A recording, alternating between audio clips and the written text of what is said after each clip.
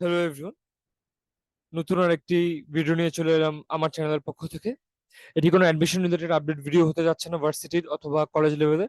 এটি মূলত হতে যাচ্ছে এইচএসসি 23-এর জন্য, যারা এখন তোমাদের প্রায় অনেকগুলো পরীক্ষা দিয়ে ফেলেছো। তো এখন বলতে গেলে বাকি পরীক্ষাগুলো বাকি রয়েছে প্র্যাকটিক্যালের আগে। তো যেহেতু আমি সায়েন্স গ্রুপের মানুষ, সায়েন্সের মানুষ, সায়েন্স নিয়ে ভিডিও বানাবো, এটাই স্বাভাবিক, কিছুটা বেশি বানাবো।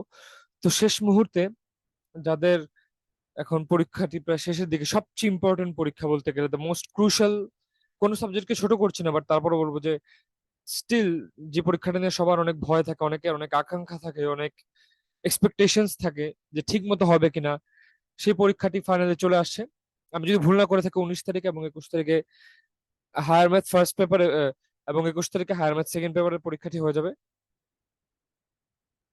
তো একদমই শেষ মুহূর্তের কিছু প্রিপারেশন চলছে তোমাদের। তো এই মুহূর্তে এখন হচ্ছে রিভিশন ছাড়া আর তেমন কিছু করার নেই। তো রিভিশনটা প্রপারলি কিভাবে এক্সিকিউট করা উচিত সেগুলো নিয়ে কথা বলার চেষ্টা করব ভিডিওটিতে। অনেকে হয়তো বা গভীর রাত পর্যন্ত প্রিপারেশন নিচ্ছ, যদি তোমার কাছে ভিডিওটি পৌঁছায়, যদিও বেশ ছোট চ্যানেল, আপাতত বেশ নতুন একটা চ্যানেল, তারপর আশা করি কাজে দিবে। এমন ভাবে তুলে ধরার চেষ্টা করেছি যে বর্তমানের প্রেক্ষাপট বা বর্তমানের সিলেবাসের সাথে, যে সিলেবাস গুলো কাট আউট করা বা শর্ট সিলেবাস যেটা, সেটার সাপেক্ষে হোক বা আগেকার রিভিশনে বলো, সব মিলিয়ে যেভাবে ভালো করা যায়। আমি যেভাবে আমারও পরীক্ষাটি যেভাবে উপকার পেয়েছিলাম আমি আমার এইচএসসি টাইমে, আমার হায়ার ম্যাথের সেশনে, তো ভাবলাম তোমাদের সাথে সেগুলো শেয়ার করি সবকিছু মিলিয়ে। তো লাস্ট মোমেন্টের প্রিপারেশন এবং রিভিশনের কিছু হ্যাকস আমি এখন তোমাদের জন্য শেয়ার করবো। তো তো এই ভিডিওটি মূলত আমি খালি এমসিকিউর জন্য কথা বলবো, সিকিউর জন্য আলাদা কথা বলবো।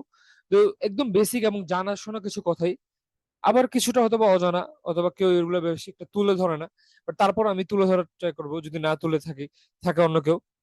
তো তা হলো যে চ্যাপ্টার ওয়াইজ ইকুয়েশনস সবার আগে একদম ভালো মতো মাথায় নিয়ে নাও। হোক সেটা অবশ্যই বুঝে মুখস্থ, এখন লাস্ট মোমেন্টে না বুঝে মুখস্থ তো কিছু না, অবশ্যই এতদিন যা বোঝার বুঝে গিয়েছো, না পারার কোনো কারণ নেই। অবভিয়াসলি সব চ্যাপ্টার তো সবাই সমানভাবে পারবে না। তো বলবো যে chapter wise equations with unit. Unit মানে হচ্ছে একক সহ একদম মুখস্থ করে নাও এবং বুঝে নাও, মানে যাতে কোনোভাবে এটলিস্ট একক লিখতে ভুল না হয়, এককের কারণে যাতে মার্কস কাটা না যায়। যদিও তোমাদের ফুল মার্কসের এক্সাম আই গেস গত 2 ব্যাচের তুলনায়, তবে কাটা গেলেই তো কাটা। আর ম্যাথস বিশেষ করে যাদের বুয়েটের ড্রিম বা অন্যান্য ইঞ্জিনিয়ারিং এর ড্রিম, তোমরা জানো যে আজকাল ইঞ্জিনিয়ারিং অ্যাডমিশনের জন্য মার্কস বা কাট অফ মার্কস অনেক রিগোরাস। গত 1-2 বছর বুয়েট এবং বুটেক্সও শকিংলি অনেক বেশি পেইন দিয়েছে এক্ষেত্রে। তো যাই হোক, তো মার্ক যাতে না ছুটে যায়, 200-তে পারলে 200-ই টার্গেট রাখো। টার্গেট বড় রাখতে দোষ কি? 1-2 বা কিছু কমে গেলে তো কমে গেল, দুর্ভাগ্য ছাড়া কিছু করার নেই। আবার অনেক সময় বোর্ড ওয়াইজ কিছুটা বেশি টাফ করে ফেললে তো আর ব্যাড লাক ছাড়া কিছু বলার নেই। তো যাই হোক, ট্রাই করাটা তোমাদের হাতে পরীক্ষার আগ পর্যন্ত। তো বলবো যে চ্যাপ্টার ওয়াইজ ইকুয়েশনস গুলো আগে একদম ভালো মতো সেরে নাও, একক সহ। একদম এখন থেকে পরীক্ষার আগ মুহূর্তে যদি ঝালাই দিলেই হয়ে যায়, এমনটা তো না হয় যে ইচ্ছে মতো অঙ্ক করতে সব করছে কিন্তু লাস্ট মুহূর্তে সূত্রই আউলিয়ে ফেললে, এটা যাতে না হয়। তারপর বলো যে মেইন বইয়ের এমসিকিউ গুলো, বইয়ের অনুশীলনী ভিত্তিক হোক বা অনেক সময় হচ্ছে বইয়ের পিছনে মডেল কোশ্চেন্স হিসেবে থাকে, এসিও আহমদ স্যারের বই হোক বা কেতাব স্যারের বই হোক বা অন্য যে কোনো স্যার বা ম্যাডাম স্যারের বা যে কোনো প্রকাশনের বই তোমরা ফলো করে থাকো, তোমাদের স্কুল কলেজ ফলো করে থাকো, সেগুলোর এমসিকিউ গুলো আগে অবশ্যই শেষ করা যাবে। অনেক আছে যে এত এত কোশ্চেন করে বোর্ড করে সে করে, কিন্তু বইয়ের পিছনে দেওয়া কোশ্চেন গুলো ফলো করো না তোমরা, এটা খুব খারাপ। হ্যাঁ, এটা বলতে পারো যে বিভিন্ন ভার্সিটির কোশ্চেন বা বোর্ডের কোশ্চেন মিলিয়ে সেখানেও দিয়ে দেওয়া হয় ব্র্যাকেটে, তোমরা দেখবে যে রাজশাহী বোর্ড এত, ঢাকা বোর্ড এত, ময়মনসিংহ বোর্ড এত, সেখানে থাকে সেগুলো। তবে সাথে যে আলাদা কোশ্চেন, ওগুলো কিন্তু বইগুলোর মৌলিক প্রশ্ন, যেগুলো তার অনেক বছর ধরে ছাপিয়ে আসছে বা তৈরি করা, সেগুলো অবশ্যই অবশ্যই পড়বে। এগুলো আগে পড়বে, তারপরের ধাপে তোমরা করবে কি board question solve year wise and type wise. এটা কোনো টেস্ট পেপার নিতে পারো, তোমাদের কোনো হেল্পিং বুক হতে পারে, সেটা উদ্ভাস হোক, হোক সেটা এসিএস বা জয়কলি, যে যে যে বইগুলো থাকে ম্যাথের সহায়িকা বই বা গাইড থাকলো বাজারে, তোমাদের যেটা আছে হাতের কাছে, সেগুলো পড়বে। মানে বোর্ড কোশ্চেন দেখো, অনেকে কিন্তু এখন দেখছো যে ভালো কনসেপচুয়াল আইডিয়া না থাকলে কিন্তু বোর্ড কোশ্চেন পড়ে লাভ হচ্ছে না, লাস্টে ওয়ান শট করে বা সো করলে। কিন্তু তারপরে বোর্ড কোশ্চেনের ডিমান্ড কিন্তু কখনোই কমবে না, কারণ বোর্ড কোশ্চেনের কিছু স্টিরিওটাইপ কিন্তু সব বোর্ডে কয়েকটা হলে ফলো হবেই। তো কয়েকটা কোশ্চেন তাড়াতাড়ি এবং আগে যত যেই করতে পারবে সেই কিন্তু এগিয়ে গেল টাইমের দিক থেকে। ধরো বললে যে ভাইয়া 25টা কোশ্চেনের, ধরো বললে যে আমি 15টা কোশ্চেনই নন টিপিক্যাল, ডিরেক্ট কমন ভরেনি, সমস্যা কি? 8 থেকে 10টা কোশ্চেন তুমি তাড়াতাড়ি পারলে, ডিরেক্ট পারলে, যে আগে পারবে সেই তো ওই 15টা কোশ্চেনে বেশি টাইম দিতে পারবে, ভালো ভাবে হিসাব করতে পারবে ক্যালকুলেটরে। সেই তো আগাবে। আর যে এগুলোতে টাইমে পিছাবে সে ওই মৌলিক বা নন টিপিক্যাল কঠিন কোশ্চেন গুলো বোর্ডে পিছাবে, এন্ড দেন লাস্ট রিগ্রেট করা ছাড়া কিছু থাকবে না আনফরচুনেটলি। তো বোর্ড কোশ্চেনের পরে তোমাদেরকে বলবো যে স্টাডি মেটেরিয়াল গুলো নিয়ে ধরা, লাইক উদ্ভাস হতে পারে, উদ্ভাসের কম বেশি অনেকে বলে উদ্ভাসের এমসিকিউ বুস্টার টাইপের একটা বই বানায় তারা প্রত্যেকবার, সেই বইটা বা উদ্ভাসের বিভিন্ন থাকে যে ইয়ার মানে সাবজেক্ট ওয়াইজ কোশ্চেন, সেগুলোর কোশ্চেন দেখে নিতে পারো ডেফিনেটলি। এছাড়া জয়কলি হোক বা এসিএস অনেকে আছে, এসিএস এর খুব ভালো ডিমান্ড। আমি এগুলো এমন না যে প্রমোট করছি বা কিছু এটসেট্রাও লিখেছি, কারণ অনেক ধরনের মেটেরিয়ালস আছে, তোমার যেটাতে স্বাচ্ছন্দ্য বোধ হয়।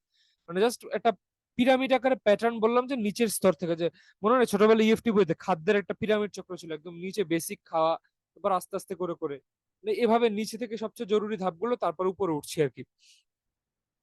তো এভাবে করে জরুরি মেটেরিয়াল গুলো সেরে ফেলবে। যেমন ধরো এসিএস এর ক্ষেত্রে রিসেন্ট টাইম তোমরা খেয়াল করবে বিগত কয়েক বছর ধরে এসিএস যে এত থ্রাইভ করেছে, তারা দেখবে যে বিভিন্ন ধরনের মেটেরিয়াল বা ওয়ান শটের জন্য পিডিএফ বা নোটস তৈরি করে ড্রাইভের, এগুলো আলাদা আলাদা অধ্যায় ভিত্তিক। তো বলবো যে ওয়ান শটের যে এমসিকিউ হোক বা যেগুলো হোক সেগুলো তোমরা আগেই পড়ে ফেলবে এখনই, মানে আগে আগে কেন সেটাও পরবর্তীতে বলবো। তো তারপরে হচ্ছে কি এগুলো পড়ে ফেলার পরে এখানে অনেকগুলো বোর্ডের কোশ্চেন তারা রিপিট করে টাইপ ওয়াইজ। তো যাই হোক, তারপরে এই বোর্ড কোশ্চেন গুলোর পরে প্রেফার করবে তোমরা বুয়েটের কোশ্চেন। মানে তোমরা তোমাদের অনুশীলনীতে খেয়াল করবে তোমাদের বইগুলোতে যে ব্র্যাকেটে কিছু কিছু কোশ্চেন দেওয়া থাকবে যে বুয়েট, তারপর সিকে রুয়েট, গুচ্ছ ইঞ্জিনিয়ারিং অথবা বিভিন্ন ইউনিভার্সিটি লাইক জবি, চবি, রাবি, ঢাবি, মানে ঢাবি তো থাকবেই। এগুলো এগুলো একবার করে একটু বেশি পড়ে যাবে, কারণ অনেক সময় দেখা যায় যে নন টিপিক্যাল কোশ্চেনের পাশে একটু ভার্সিটি টাইপের কোশ্চেন দিয়ে দিল।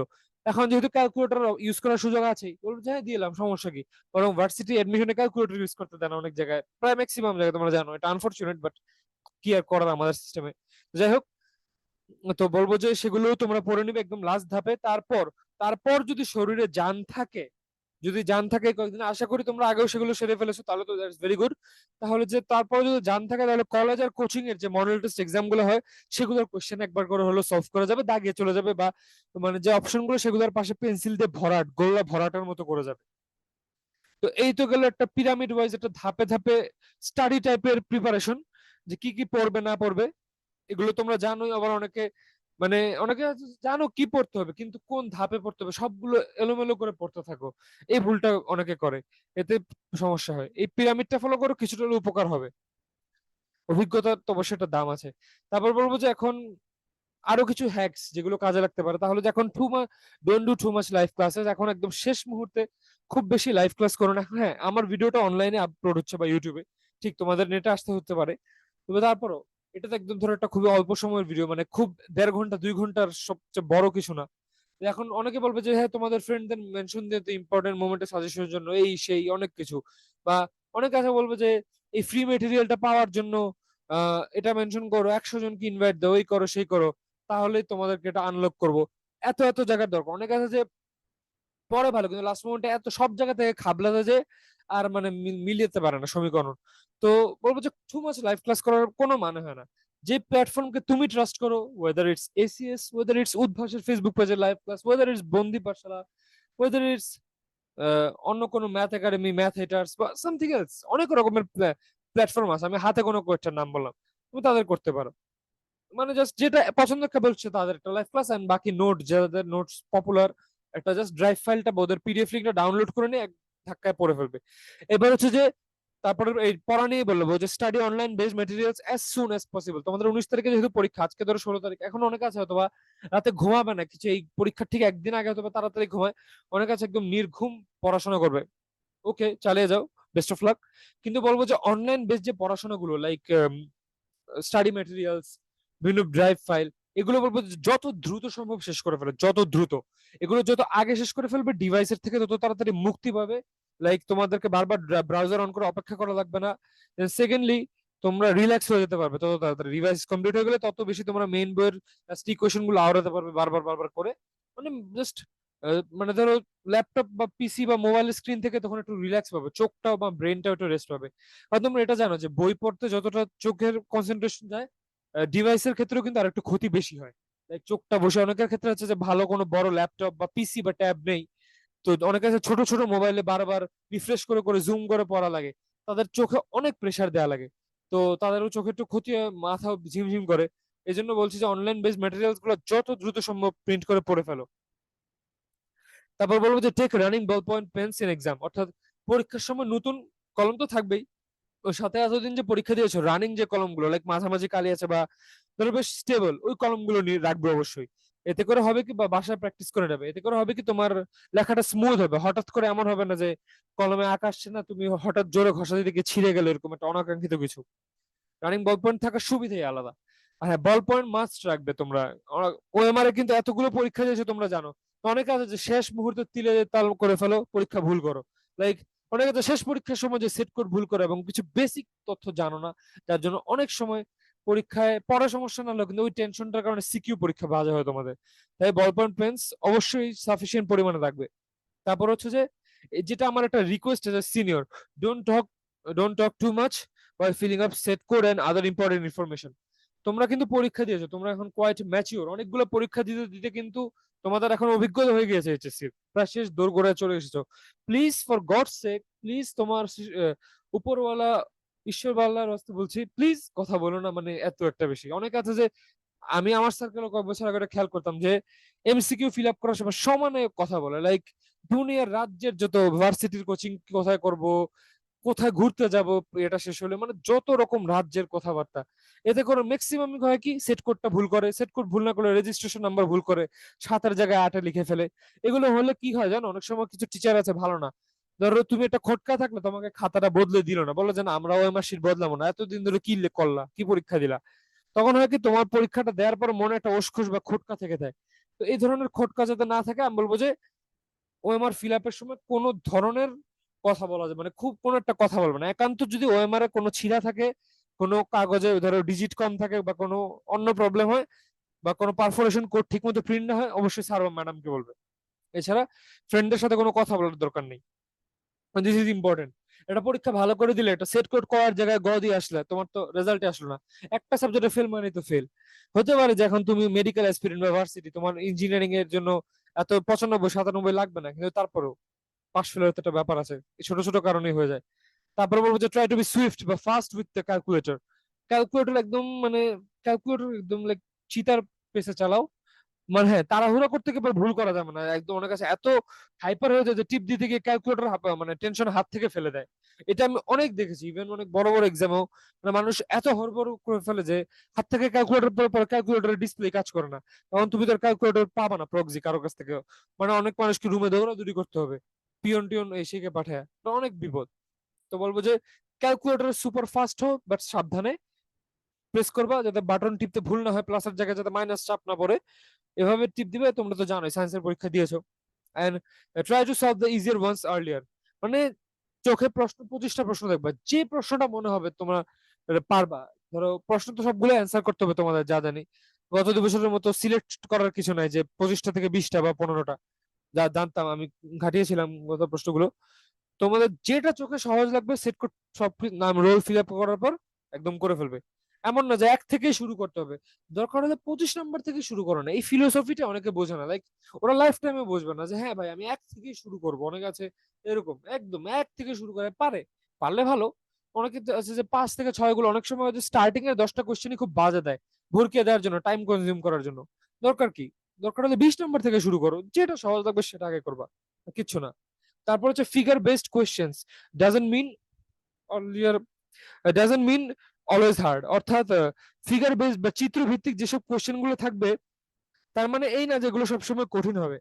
অর্থাৎ তোমরা অনেক সময় দেখবে যে কোশ্চেনকে হড়বড় করে দেওয়ার জন্য বা একটু নার্ভাস করে দেওয়ার জন্য বোর্ডে, ইভেন মাঝখানে একটা দেখেছিলাম বোর্ডে ফিজিক্সের কোশ্চেন সেকেন্ড পেপার, বিভিন্ন আহ, তড়িৎ ক্ষেত্র বা বিভিন্ন তড়িৎ বলরেখার চিত্র দিয়ে এমসিকিউ দেয়া, অথচ কিন্তু খুব বেসিক কনসেপ্ট নেই, কিন্তু অনেকে যে চিত্র দেখে আরো দেখে মাথা নষ্ট হয়ে যায়।